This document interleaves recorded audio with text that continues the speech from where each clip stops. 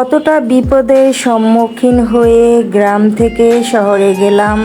সবাই পাশে থেকে ভিডিওটা দেখুন। আসসালামু আলাইকুম, সবাই কেমন আছেন? আশা করি সবাই ভালো আছেন। আমিও ভালো আছি। আসলে আমি আমার দেবরের বিয়ে খেতে এসে গ্রামের বাড়িতে আটকে গিয়েছি, যেহেতু ঢাকার মধ্যে অনেকটাই গ্যাঞ্জাম চলছে।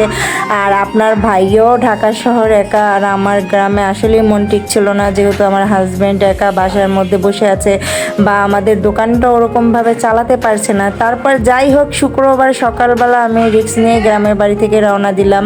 স্টেশন এসে দেখি গাড়ির কোনো অভাব নেই, মনটা অনেক আনন্দে ভরে গেল। আর গাড়িতেও উঠে গেলাম। তারপর আমি একটু একটু করে ভিডিও করে নিলাম, আর দেখলাম আমার মতন অনেক যাত্রীই আছে যে আপনার গ্রামে থেকে শহরের পথে রওনা দিয়েছে। মনে আরও অনেক বেশি সাহস পেলাম।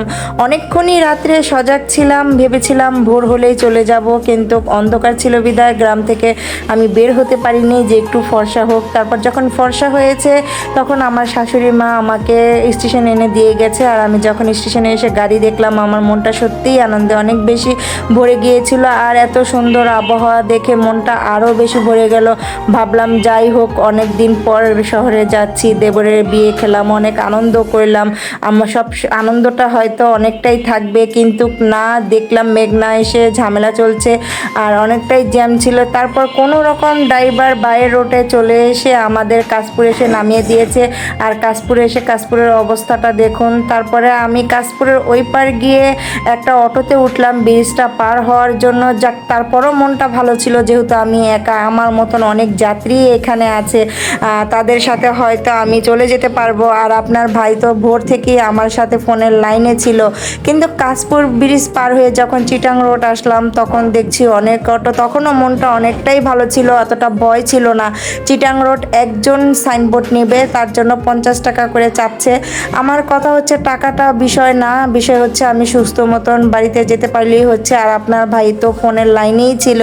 কিন্তু আসলে আমি যখন চিটাং রোড থেকে সাইনবোর্ড আসবো, তখন তারা আসলে গলি গলি দিয়ে আমাদেরকে সাইনবোর্ড নিয়ে যাচ্ছে। এই দেখুন, অনেকটা গলি গলি রোড দিয়েই হয়তো আমাকে সাইনবোর্ড থেকে চিটাং রোড থেকে সাইনবোর্ড আসতে হয়েছে। আর সাইনবোর্ড এসে যা পরিস্থিতি দেখলাম, তখন আমি কান্নায় ভেঙে পড়লাম। আমাকে ড্রাইভার ভাইয়াও বলছে, আপনি টেনশন করেন না, আপনি কারোর সাথে আপনি যারা ঢাকার পথে যাবে গাড়ির মধ্যে অনেকেই আছে, আপনি তাদের সাথে একজন হয়ে যান। তারপর আমি মহিলাটার পিছু পিছু এলাম। তারপর একটা ভাইও আমাকে বলল, আমিও ঢাকার পথে যাব, আপনি আমার সাথে আসেন। এখানে এসে দেখলাম গাড়ি ভাঙচুর, রিক্সা পুড়ে আছে, আপনার বিল্ডিংয়ের মধ্যে আগুন লেগে আছে। এই দৃশ্যগুলো দেখে বিশ্বাস করুন, আমি অনেকটাই ভয়ে আতঙ্কে কান্না করছিলাম, যে আমি একা। আপনার ভাইয়ের সাথেও ফোনে কান্না করছিলাম, কোনো রিক্সাই ছিল না। অনেকে বলছে ওনারা নাকি হেঁটে যাচ্ছে, মেন রাস্তায় কোনো রিক্সার চাকা দেখা যাচ্ছে না। তারপর এরকম সময় আমার কান্না দেখে এক ভাইয়া আমাকে বলছে, আপনি কোথায় যাবেন? আমি বললাম আমি রায়েরবাগ যাব। তারপর উনি আমাকে বলল 200 টাকা লাগবে। আসলে টাকাটা বিষয় না, আমার পৌঁছানোটাই হচ্ছে বিষয়।